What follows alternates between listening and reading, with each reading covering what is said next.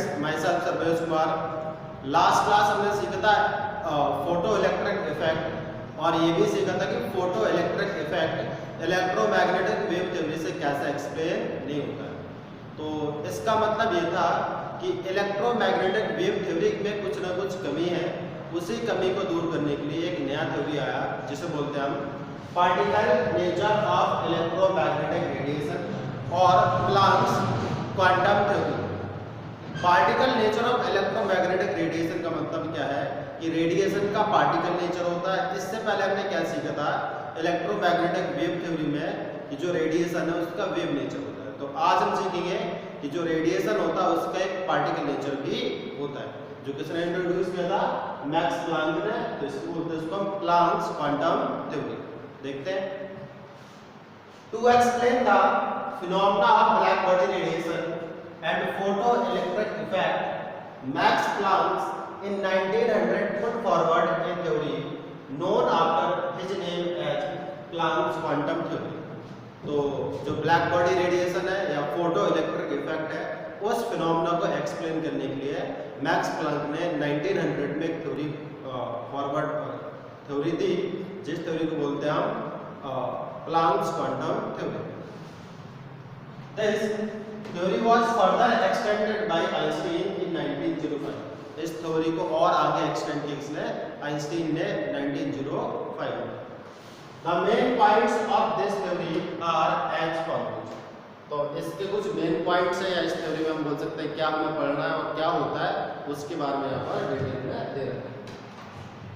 The radiation energy is emitted or absorbed not continuously but discontinuously in the form of a small discrete packets of energy। तो पहला point तो यही है कि जो energy absorb होती है और इमिट होती है वो डिसकंटिन्यूअसली होती है। इलेक्ट्रोमैग्नेटिक वेव थ्योरी में हमने क्या सीखा था कि जो एनर्जी एब्जॉर्ब होती है या रिलीज होती है वो क्या होती है, कंटिन्यूअसली होती है। लेकिन आगे और सीखा हमने discontinuously in the form of small discrete packets of energy, means small packets के फॉर्म में रिलीज होती है। Each such packet of energy is called a quantum। तो जो स्मॉल पैकेट्स के फॉर्म में एनर्जी रिलीज हो रही है उस एक एनर्जी के पैकेट को बोलते हैं quantum. In case of light The quantum of energy is called photon। यदि हम बात करें लाइट की, यदि कोई भी लाइट का सोर्स है जिससे एनर्जी इमिट हो रही है तो उस क्वांटम को हम क्या बोल सकते हैं, फोटोन बोल सकते हैं। बाकी सारे रेडिएशन में हम क्या बोलेंगे, उसे बोलेंगे क्वांटम। सपोज करो जैसे अपने पास एक आयरन बॉल है, उसको हमने बहुत ज़्यादा हीट कर लिया। जब बहुत ज़्यादा हीट करोगे तो उससे एनर्जी रेडिएट होगी। तो जो एनर्जी रेडिएट हो रही है वो एनर्जी कैसे रेडिएट हो रही होगी, वो एनर्जी स्मॉल पैकेट्स के फॉर्म में रेडिएट हो रही होगी और उन पैकेट्स को हम क्या बोलेंगे, क्वांटम। अच्छा, जैसे लाइट का सोर्स है तो लाइट के सोर्स में भी एनर्जी कैसे रेडिएट हो रही होगी, स्मॉल पैकेट्स की फॉर्म में।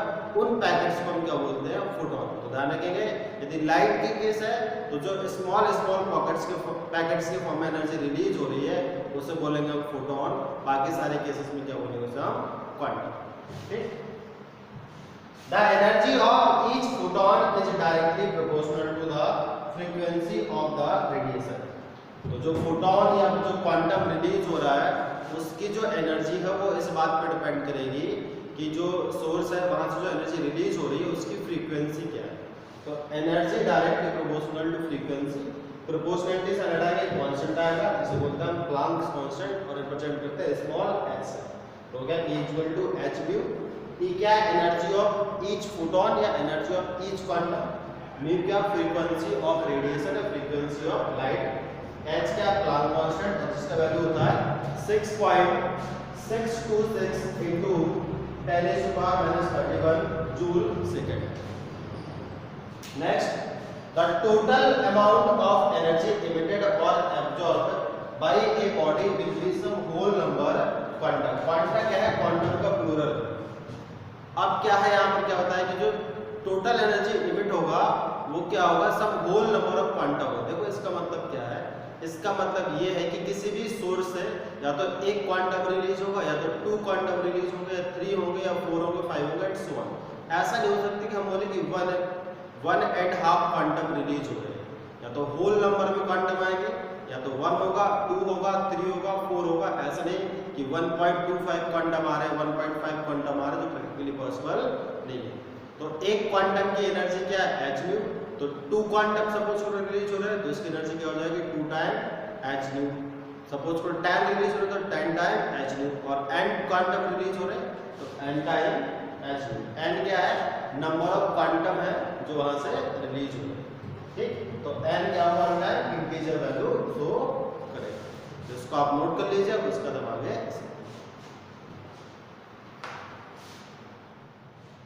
अब जो टॉपिक आप देखने वाले हैं वो टॉपिक है explanation of photo electric effect bye Planck's quantum theory. मतलब जो भी फोटो इलेक्ट्रिक इफेक्ट में लिमिटेशन थे इलेक्ट्रोमैग्नेटिक वेव थ्योरी की वजह से, वो सारे लिमिटेशन कैसे दूर हुए प्लांक्स क्वांटम थ्योरी की हेल्प से। देखते हैं। Einstein in 1905 was able to give an explanation of the different observations of photoelectric effect using Planck's quantum theory। तो जो भी ऑब्जर्वेशन थे फोटो इलेक्ट्रिक इफेक्ट के, उनका एक्सप्लेनेशन दिया आइंस्टीन ने 1905 में। और किसकी हेल्प से, प्लांक्स क्वांटम थ्योरी की हेल्प से एक्सप्लेन की इसको। सारे लिमिटेशन जो भी इलेक्ट्रोमैग्नेटिक वेव थ्योरी की वजह से हो रहे थे, वो सारे लिमिटेशन क्या हो गए, दूर हो गए। तो पहला देखते हैं। When light of some particular frequency falls on the surface of metal, the photon gives its entire energy to the electron of the metal atom। तो जब भी फोटोन इंसिडेंट होगा किसी भी मेटल सरफेस पर, तो वो अपना सारा का सारा एनर्जी एक इलेक्ट्रॉन को ट्रांसफर कर देगा। अब यदि वो एनर्जी इतना सफिशिएंट होगा कि उस इलेक्ट्रॉन और न्यूक्लियस का फोर्स ऑफ अट्रैक्शन ब्रेक हो जाए, तो इलेक्ट्रॉन बाहर होके, इलेक्ट्रॉन डिटैच होके मेटल के सरफेस पर आ जाएगा। और एनर्जी सफिशिएंट नहीं है तो इलेक्ट्रॉन डिटैच नहीं होगा। देखते हैं। The electron will be detached. Detach का मतलब है एमिट हो जाना, बाहर निकल जाना, from the metal atom only if the energy of photon is sufficient to overcome the force of attraction of the electron by the nucleus। means energy इतना sufficient हो जिससे कि उस इलेक्ट्रॉन का न्यूक्लियस के साथ जो बॉन्ड है या जो फोर्स ऑफ अट्रैक्शन है, वो फोर्स ऑफ अट्रैक्शन ब्रेक हो जाए। That is why photo electron are ejected only when the incident light has a certain minimum frequency। यही रीजन है बेटा कि इलेक्ट्रॉन तभी इजेक्ट होते हैं जब इंसिडेंट एनर्जी की, इंसिडेंट रेडिएशन के पास क्या होता, मिनिमम फ्रीक्वेंसी का रेडिएशन होता है। यदि उससे कम एनर्जी होगा तो इलेक्ट्रॉन, न्यूक्लियस और अपना फोर्स ऑफ अट्रैक्शन ब्रेक नहीं कर पाएंगे, जिससे इलेक्ट्रॉन बाहर इमिट नहीं होगा। Second, if the frequency of light is more than the threshold frequency, तो जो लाइट इंसिडेंट हो रहा उसका फ्रीक्वेंसी क्या है, थ्रेशोल्ड फ्रीक्वेंसी से ज्यादा है। तो इसका मतलब क्या है कि जो इंसिडेंट लाइट हो रहा उसका एनर्जी क्या है, वर्क फंक्शन से ज्यादा है। तो जितना एनर्जी ज्यादा होगा वो एनर्जी प्रोवाइड कर देगा इलेक्ट्रॉन को kinetic energy. The excess energy h mu minus h mu naught। h mu क्या है बेटा, इंसिडेंट एनर्जी है, और ये क्या, वर्क फंक्शन है। सपोज करो इंसिडेंट एनर्जी क्या है, 100 जूल है, वर्क फंक्शन क्या है, सॉरी इंसिडेंट एनर्जी क्या 150 जूल है, और वर्क फंक्शन क्या 100 जूल है। तो 150 जूल इंसिडेंट हो रहा है और वर्क फंक्शन क्या 100 जूल है, तो एक्सेस एनर्जी कितना होगा 50 जूल। तो जो 50 जूल है वो क्या करेगा, इलेक्ट्रॉन को काइनेटिक एनर्जी प्रोवाइड कर देगा। h nu minus h nu naught is imparted to the electron as kinetic energy। तो जो एक्सेस एनर्जी होगा वो इलेक्ट्रॉन को as a kinetic energy provide कर देगा। यहाँ से हम क्या बोल सकते हैं, kinetic energy of ejected electron half mv² equal to h nu minus h nu naught। यहाँ से हम क्या बोलेंगे, hence greater the frequency of incident light greater is the kinetic energy of electron। यदि फ्रीक्वेंसी ज्यादा है इंसिडेंट रेडिएशन का तो h nu क्या होगा, ज्यादा होगा। जब h nu ज्यादा होगा तो h nu minus h nu naught की क्वांटिटी भी क्या आएगी, ज्यादा आएगी, जिससे काइनेटिक एनर्जी क्या हो जाएगी, ज्यादा हो जाएगी। इसको आप नोट कर लीजिए। बाकी एक और पॉइंट है उसको हम अभी थोड़ी देर बाद एक्सप्लेन करेंगे।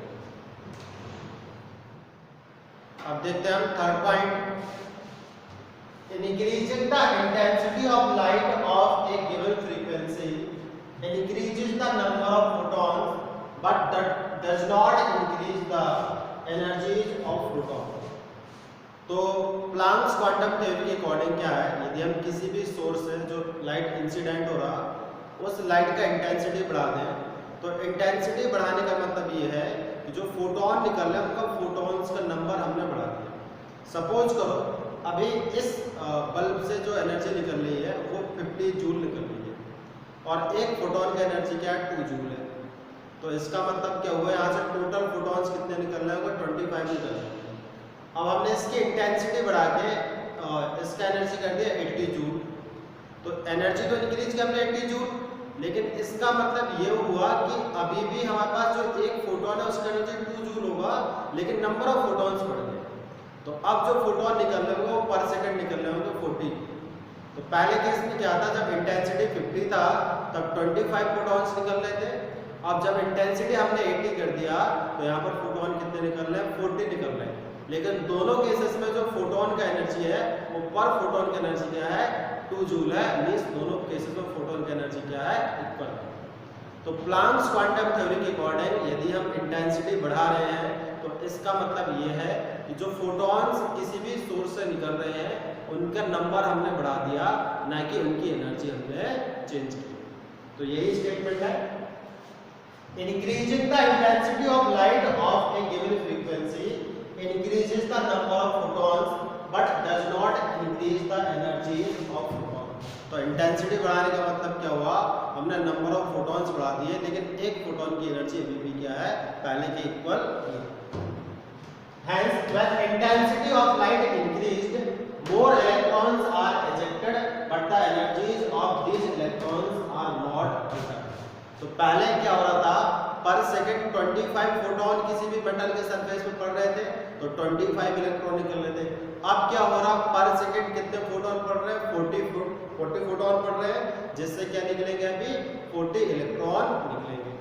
अब सपोज करो कि जो इलेक्ट्रॉन निकालने के लिए वर्क फंक्शन क्या 1.5 है, जो इलेक्ट्रॉन निकालने के लिए वर्क फंक्शन है 1.5 जूल।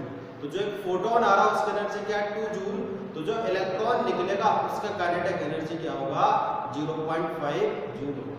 तो पहले केस में भी जो एक फोटोन आ रहा है उसका एनर्जी क्या था 2 जूल था, अभी जो फोटोन आ रहा है उसका एनर्जी क्या है 2 जूल है। मेटल का वर्क फंक्शन दोनों केस में 1.5 रहेगा, तो दोनों केसेस में जो इलेक्ट्रॉन इजेक्ट होंगे उनका एनर्जी अभी भी क्या रहेगा 0.5 जूल रहेगा। लेकिन होगा क्या, पहले पर सेकंड 25 फोटोन आ रहे थे तो पर सेकंड 25 इलेक्ट्रॉन्स एमिट हो गए। अब पर सेकंड क्या हो रहा है 40 फोटोन्स आ रहे हैं, तो अब पर सेकंड 40 इलेक्ट्रॉन्स एमिट हो गए। तो इंटेंसिटी इंक्रीज करने का मतलब क्या है, मैक्स प्लैंक्स क्वांटम थ्योरी के अकॉर्डिंग जो फोटोन आ रहे हैं उन फोटोन का एनर्जी हम सेम रखेंगे, नंबर ऑफ फोटोन्स क्या कर देंगे, चेंज कर देंगे। तो अभी हमने क्या देखा कि कुछ ऐसे फिनोमेना है रेडिएशन के या लाइट के जो पार्टिकल नेचर से एक्सप्लेन हो रहे हैं, और कुछ ऐसे फिनोमेना है जो एक्सप्लेन हो रहे हैं वेव नेचर से। तो इसका मतलब क्या है कि जो लाइट है या रेडिएशन है उसका ड्यूअल नेचर होता है। कुछ फिनोमेना वेव नेचर से एक्सप्लेन होते हैं, कुछ फिनोमेना किससे एक्सप्लेन होते हैं, पार्टिकल नेचर से एक्सप्लेन होते हैं। तो जो ड्यूअल नेचर ऑफ लाइट और ड्यूअल नेचर ऑफ रेडिएशन का जो कॉन्सेप्ट था वो आइंस्टाइन ने दिया 1905। उसको देखते हैं। Dual nature of electromagnetic radiation.